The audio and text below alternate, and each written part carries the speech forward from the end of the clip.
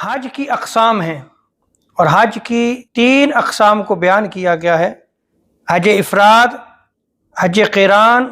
اور حج تمتع۔ حج افراد یہ ہے کہ جس میں صرف حج کا احرام باندھا جاتا ہے، اس میں کوئی عمرہ جو ہے وہ نہیں ہوتا، اور احرام باندھنے سے حج کے اختتام تک احرام کی جتنی شرائط ہیں ان کو پورا کرنا لازم ہوتا ہے۔ اور حج افراد جو اہل مکہ ہیں وہ حج افراد ہی ادا کرتے ہیں، اور دوسری قسم آتی ہے حج قران، یعنی حج اور عمرے کا ایک ساتھ احرام باندھ کر دونوں کے ارکان کو ادا کرنا، یہ قران کہلاتا ہے۔ اس میں جب حاجی حج قران کی نیت سے حج کے لیے جاتا ہے تو پہلے عمرہ کرتا ہے،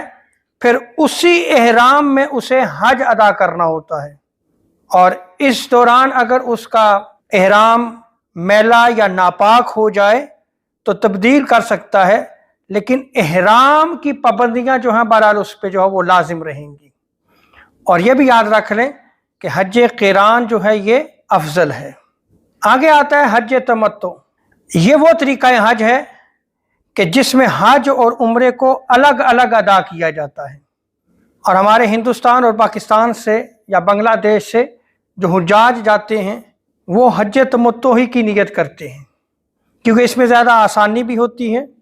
اور عمرے بھی جو ہے وہ ادا کیے جاتے ہیں، اور 8 ذی الحجہ سے حج کے لیے دوسرا احرام جو ہے وہ اسے باندھنا ہوتا ہے۔